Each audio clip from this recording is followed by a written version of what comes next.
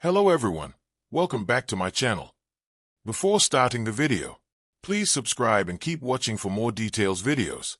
Eala relishes memorable Middle East swing. What a privilege to do what you love, with love. Eala relished her Middle East swing, calling the past few weeks a memorable stretch.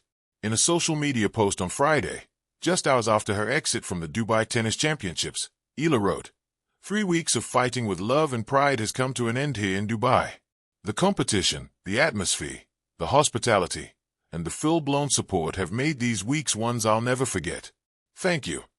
Quoting Filipino-American player Sabrina Santamaria, she added, "It's a privilege to play in front of people who see themselves in you." I couldn't agree more. What a privilege it is to do what you love, with love, she said.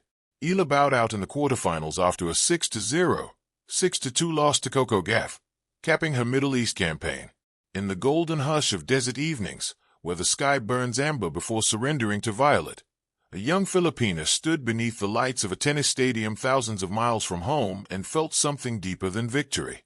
For Eala, the Middle East swing was not just a stretch of tournaments on the calendar. It was a pilgrimage of purpose, a reminder that love, when pursued fiercely and faithfully, becomes its own reward. The Middle East swing, those luminous weeks that carry the tour through cities like Dubai and Doha, is known for spectacle. Glass towers shimmer like mirages. Stadiums rise from sand with futuristic elegance. The air hums with possibility and expectation. Yet amid the grandeur, what lingered most for Alex was not the architecture or even the applause. It was gratitude. What a privilege to do what you love, with love. The words felt simple, almost fragile, but they carried the weight of years, of early mornings, of lonely practices, of flights that blurred time zones into abstraction.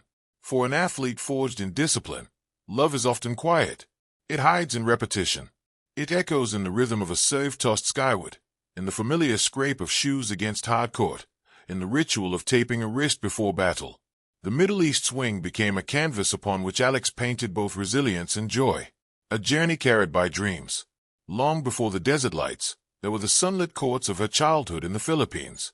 There were sacrifices made by family, coaches who believed, and the leap of faith that sent her to train at the renowned Rafa Nadal Academy in Mallorca. There, beneath Mediterranean skies, she sharpened her forehand and tempered her will. Training at an academy built by Rafael Nadal means inheriting more than technique. It means absorbing a philosophy, humility in victory, dignity in defeat, relentless fight in every point.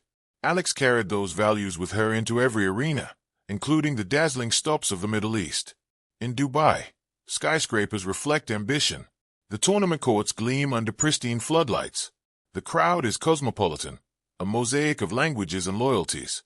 Yet when Alex stepped onto the baseline, the noise dissolved into a singular focus. The ball, the breath, the next point. There is something about playing in the Middle East that sharpens the senses. The air is dry. The ball travels swiftly, and margins are thin. Every rally feels like a conversation between courage and composure. Alex embraced the challenge. She relished the chance to test herself against seasoned opponents, to measure growth not just by scorelines but by steadiness under pressure. Each match was a story unfolding in real time. The poetry of competition. Tennis, at its highest level, is a solitary art. There are no substitutions, no huddles, just player versus player. Thought against thought. In Doha, beneath the vast Qatari sky, Alex found herself leaning into that solitude, not as isolation, but as empowerment. The Middle East swing is often described in practical terms, ranking points, prize money, momentum. But for Alex, it became something more lyrical. It was about feeling the ball cleanly off the strings. It was about hearing a small but passionate cluster of Filipino supporters cheer her name across continents. It was about looking up at the scoreboard after a hard-fought set and recognizing growth, regardless of outcome. When she spoke of privilege, she was not speaking from a place of entitlement. She was speaking from awareness. The awareness that many dream of doing what they love, yet few get to chase it across oceans. That the path of a professional athlete is as uncertain as it is exhilarating. That each tournament appearance is earned, through sweat, through doubt conquered, through faith sustained. There were moments of brilliance, winners struck with fearless precision, defensive retrieves that drew gasps, holds of serve that steadied the heart.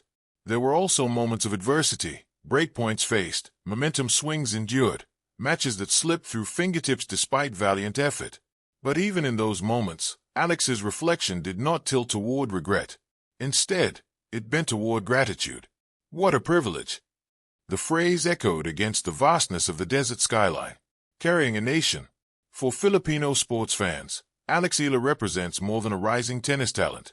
She embodies possibility. In a nation where basketball often reigns supreme, her presence on the global tennis stage widens the horizon of aspiration. Each time she competes in Dubai or Doha, she carries with her the quiet hopes of young athletes watching from Manila, Cebu, Davao. The Middle East swing amplified that connection. Social media buzzed with messages of support. Overseas Filipino communities filled sections of the stands, waving flags that glowed beneath stadium lights. In those moments, the court felt smaller, the world closer. And yet, Alex remained grounded. She understood that representation is both honor and responsibility. She did not seek to be defined solely by expectation. Instead, she anchored herself in love for the sport itself. Rankings fluctuate, headlines fade. But love, true love for the grind, for the geometry of the game, for the subtle chess match of rallies, endures. Lessons written in sand and light. Traveling through the Middle East, one cannot ignore the contrast between ancient desert and ultramodern cities.